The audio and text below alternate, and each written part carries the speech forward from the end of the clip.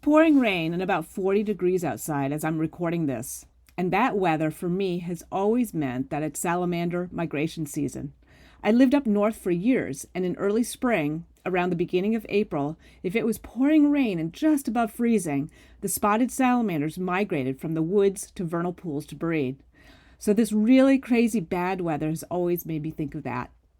Last February, here in the upstate, I was pleasantly surprised to find a spotted salamander on the edge of the woods in my yard, heading towards the ephemeral wetland behind my house.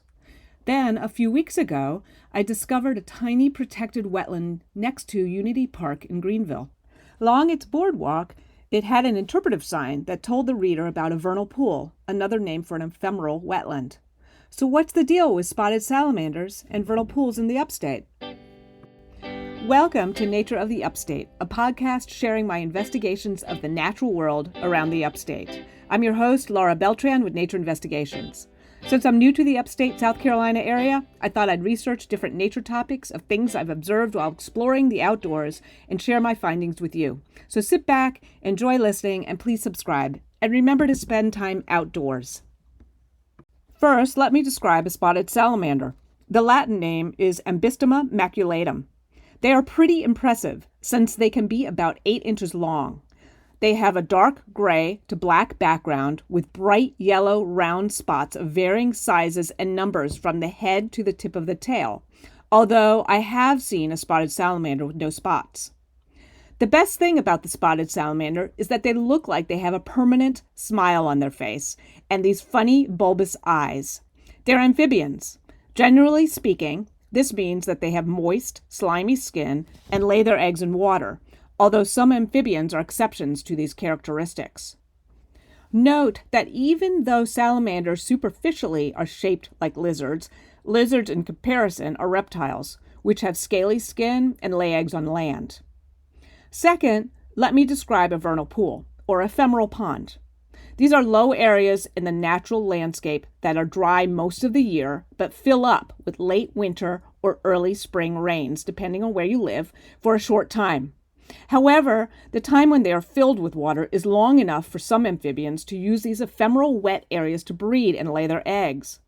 Because these pools dry up, fish cannot survive in them, and therefore the amphibians avoid fish predation in these habitats.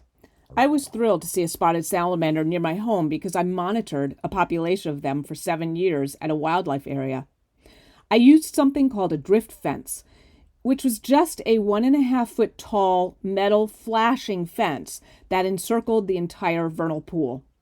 On both the inside and outside of the fence were pitfall traps, a fancy name for large metal coffee cans placed level to the ground surface to capture animals, like the salamanders, trying to get to the vernal pool. The spotted salamanders, during the worst weather in early spring, would emerge from their underground wintering sites in the nearby woods and migrate to the vernal pool. Once they came to the drift fence, they'd turn left or right, and then plop, they'd fall into the coffee can. I'd come along to take data on them and then release them on the other side of the fence so they could get to the pool to breed. The same happened in reverse once they were done breeding. During those 7 years, I discovered some interesting things. First, the spot patterns are unique, so I could tell which salamanders returned each year to the pool to breed.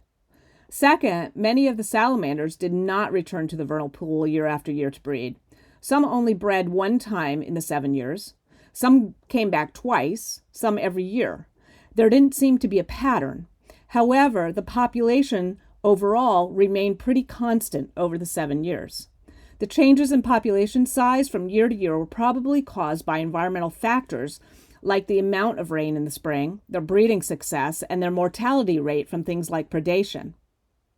Third, the number of eggs that they laid each year varied dramatically from year to year, sometimes by the hundreds. Fourth, they always migrated about 1 to 2 weeks after the other salamanders, which were Jefferson blue-spotted complex salamanders, in this case, breeding in the pool. Through my research, I discovered that a similar study was done in Alabama about the same time. Overall, they found variations from year to year of the populations, but the breeding population remained relatively constant, like my discovery. Spotted salamanders live about 25 years and mature slowly, about 5 years as juveniles, and long-lived, slow-maturing animals often portray constant population numbers over time. As you can tell, if anyone is looking for a research project, I think more needs to be done to understand their population cycles, especially with the impacts of climate change, where warming and drying of vernal pools may happen faster now. This may impact metamorphosis and egg-laying times. And here's something else I discovered about the spotted salamander. South Carolina, it's your state amphibian. Yes, you probably already knew that, but that's news to me, and it made me smile when I found out. Third graders at Woodland Heights Elementary School in Spartanburg petitioned for the spotted salamander to become the state amphibian. This was approved in 1999, so it's been officially recognized by the state for a long time. Why do state symbols and icons matter? For each state, its cultural and natural heritage, and its pride. Plus, it allows for students, like those third graders, to understand the state government process of petitioning for something.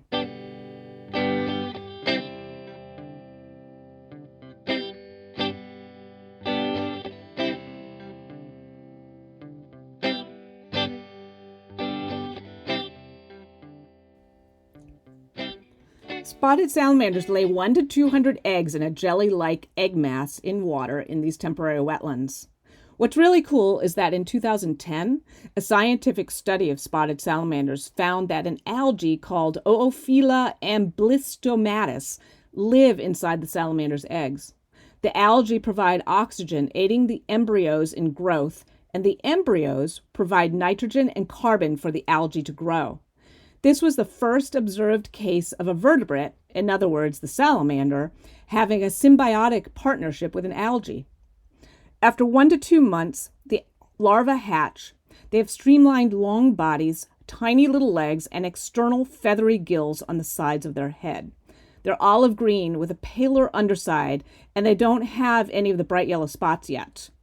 They're carnivores their whole lives, so they eat mostly aquatic invertebrates, but I've observed them eating tadpoles and other salamander larvae once they get large enough. After about 3 months, depending on how fast the water is drying up in the pool, they transform to their juvenile stage as a smaller yellow-spotted version of the adult, where they no longer have external gills. They become terrestrial. The juveniles leave the vernal pools to live the majority of their lives in the woods underground. There, they feed on slugs, insects, worms, and other things. After about 5 years, they return as adults to a vernal pool to breed, beginning the life cycle again. Many return to the same vernal pool where they hatched, and many disperse. Keep in mind that how long they are eggs and larvae depends on the hydroperiod, as well as the temperature of the water, which can vary from year to year. I once helped another researcher in her study of spotted salamanders. She was studying them in a pond that was permanent, but it had no fish. And in the 2 years of her study, the spotted salamanders remained as larvae, and they never metamorphosed to their adult form. It seems that amphibians in general don't necessarily follow a strict template of a life cycle. It can vary quite a bit with habitat characteristics and other environmental factors. Spotted salamanders are found all over South Carolina, but are much more common in the upstate since they prefer mixed hardwood forests with low areas to collect water in the spring. When do you look for these salamanders? Get your rain gear on and go out on a rainy night in spring near a vernal pool surrounded by woods. It's a tradition in some towns up north to go out on these nights and help the migrating salamanders cross the roads to get to their vernal pools safely. If you're lucky enough to find one, the best thing to do is to watch it without handling it. They have sensitive skin. If you need to handle them, such as helping them get out of the road, make sure you don't have any sunscreen, other lotion, or bug spray on your hands. If I don't have gloves to create a barrier between them and my skin, I scoop up a bunch of wet leaves to keep the leaves between the salamander and my hands. It's best to have gloves, though. If you'd like more information on the spotted salamander, you can see my references in the show notes, and I hope you enjoy some of our rainy spring weather. Also, please think of subscribing, and if you're interested in tips and lessons for interpretation and environmental education, look for my Substack, Reflections from the Field, at fieldreflections.substack.com. Enjoy spring, and let's get outside, Upstate.